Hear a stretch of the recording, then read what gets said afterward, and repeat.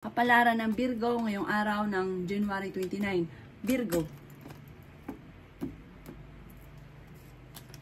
Sinasabi po dito ng ating tarot card, Virgo, na maging balance ka sa lahat ng bagay.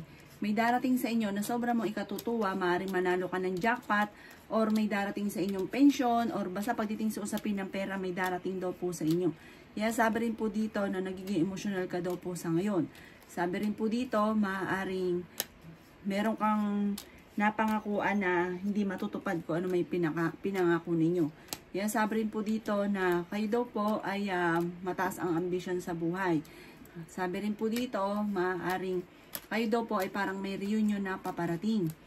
Sabi rin po dito na kayo daw po ay i-let go nyo daw po yung mga lagi nyo pinagsisisihan, yung mga nakalipas. Focus ka daw po sa future. Sinasabi rin dito na nagiging emotional daw po kayo sa ngayon. May magandang balita na sobra mong ikatutuwa. Sinasabi rin po dito na kayo daw po ay parang feeling ninyo ay matagal ka nang nagsasakripisyo sa mga problema nyo pinagdadaanan. Sinasabi rin po dito na maging mapagpasensya. Sabi po dito, maaaring meron kang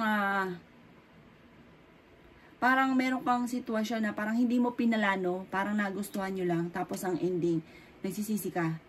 Ang inyong pong lucky color ay blue at ang lucky number po ninyo ay simula sa number 17, 23, 14, number 5, number 29 at number 49. Good luck po!